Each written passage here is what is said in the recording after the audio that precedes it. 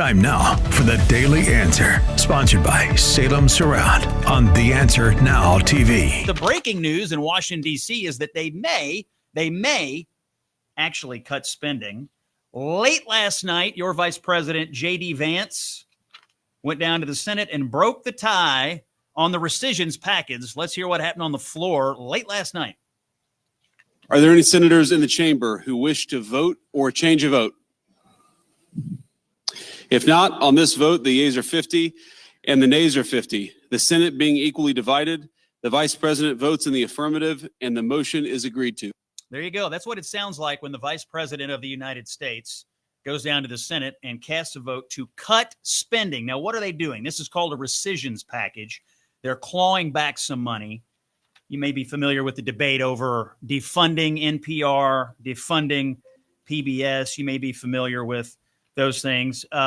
They've stripped out the PEPFAR thing, which I know got some Republican votes back on board. So right now what's going on in the Senate is they're going to have a debate and a vote, amendment votes, and try to get this thing over the line in the Senate. Don't get too excited. I mean, it's like $9.4 billion out of $7 trillion. We spend $7 trillion. We're trying to cut $9.4 billion. Some people are throwing a fit. I mean, it's a very tiny amount, but it's a step in the right direction. So that's the breaking news. The other thing going on today is all this data is coming out about the economy. So let's talk about that for a second. Yesterday, some inflation data came out. Core CPI, which is the number the propeller heads say you got to look at, came in a shade under what the economists had predicted. 3% was predicted. It came in at 2.9%. So what does this mean to me? What does it mean to you? 5 months Donald Trump has been in office. Core CPI has met or exceeded, which means come in below expectations. This is a good thing. This is a good thing. Remember back in April when we did the Liberation Day, we did the tariffs, everybody was having a meltdown. Oh, the sky is falling. It's not falling. The sky is not falling.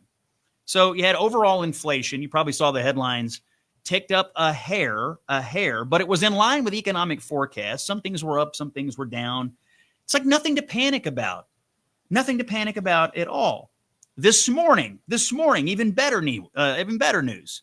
Wholesale inflation has come in. This is the breaking news. Wholesale inflation. Let's listen to how they reported it over at CNBC. For the month of June, PPI comes in unchanged. We're expecting up 0.2. Unchanged would be the smallest inflationary wholesale increase in it since it was minus 0.1 in March of this year. Strip out food and energy, it remains zero. Unchanged, zero. And that would comp towards April when we were minus 0.2, which, by the way, was lowest inflation rate going all the way back to April of 2020. If we strip out food, energy, and trade, unchanged. That also would comp towards April of this year. Now, let's take a bigger view, year over year.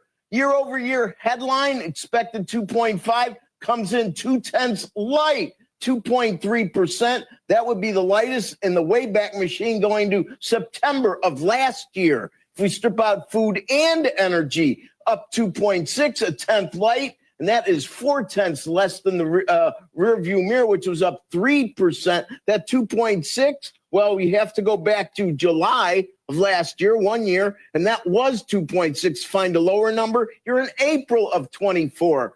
And finally, the year over year, ex food, ex energy, ex trade, 2.5%, 0.2 lighter than 2.7, 2.5, Wayback Machine, you're equally where we were in November of 23. To find a lower number, you're in February of 21. Now, that is all very good news. These numbers are less than expectations. They're sequentially less. So that's how they're reporting it over at CNBC. You can hear the glee in this business reporter's voice. There's nothing to panic about. But boy, were we treated to all sorts of predictions. Back in April, Donald Trump's going to wreck the economy. The tariffs are going to do this and that and the other. What's going on out there? Well, in June, the expectation was that we were going to have a $50 billion deficit in our federal ins and outs. In fact, We have a $27 billion surplus. So we don't have inflation.